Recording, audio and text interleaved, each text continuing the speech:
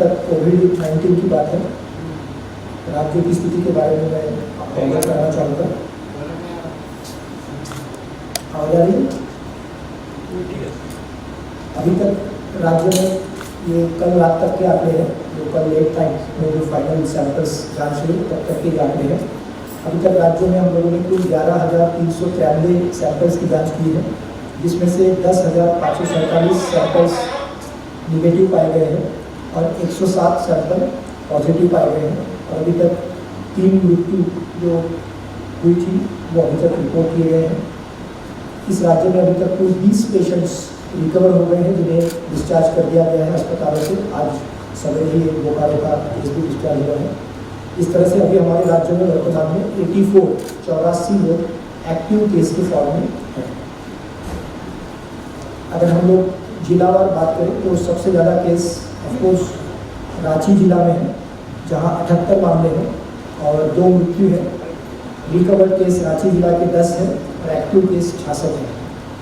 दूसरा नंबर पर बोकारो जिला है, जहां पे 10 केसेस थे, 1 मृत्यु हो चुकी है, 4 लोग रिकवर हो चुके हैं और अभी 5 एक्टिव केसेस हैं।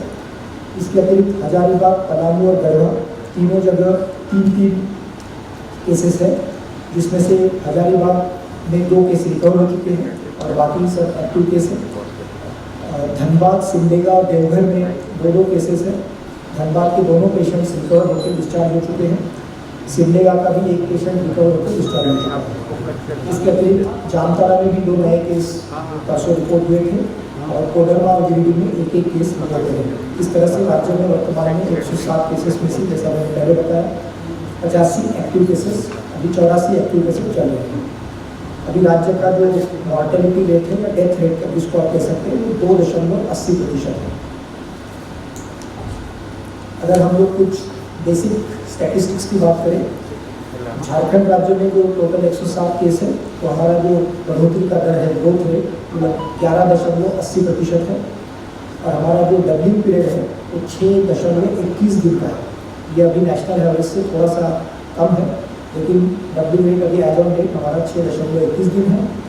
अगर हम लोग इसमें से सबसे ज़्यादा केसेस का जिला है रांची जिला, जहाँ पर ग्रोथ रेट 18.3% है और डब्लिंग रेट 4 दिन का है, 4.1 दिन का है केवल।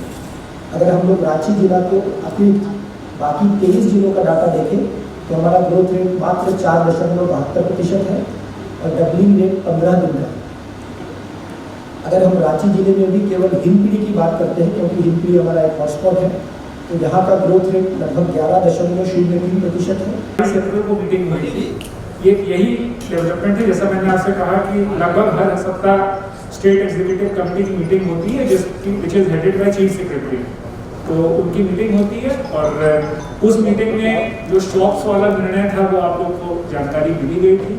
जो इंडिविजुअल हाउस होल्ड शॉप्स का रिलैक्सेशन भारत सरकार ने दिया था, जो यहाँ पे ये निर्णय हुआ कि अभी फिलहाल लागू नहीं किया गया है, ये निर्णय लिया गया था।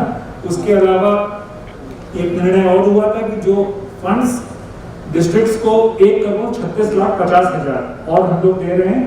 जैसा कि आप लोग कुछ उपस्थित रहे होंगे, ACS फूड में जानकारी दी होगी कि कुछ एडिशनल उन्होंने दाल भात के लिए स्वीकृत किए हैं।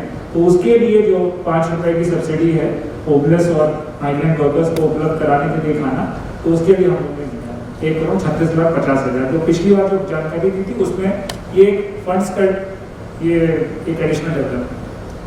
सर, जो बाहर से लाने हैं मजदूरों और लोगों को, उसके लिए किस तरह की तैयारी हो रही है?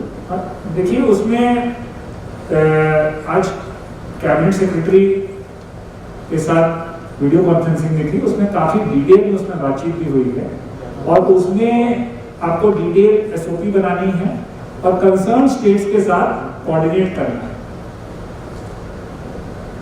जो दूर वाले स्टेट्स हैं उसमें इश्यूज हैं, ज़्यादातर स्टेट्स ने उठाए, क्योंकि बस से मूवमेंट कितना फीसिबल रहेगा। फॉर एग्जाम्पल, स्टेट यहाँ से अगर मूवमेंट करना है तमिलनाडु, तो उतना लंबा डिस्टेंस बसेस में कितना फीसिबल होगा, इस पॉइंट को लेकर ज़्यादातर स्टेट्स ने भी अपनी बात रखी है और ट्रेन मूवमेंट वगैरह की बात लोगों ने गवर्नमेंट ऑफ इंडिया से रिक्वेस्ट की है।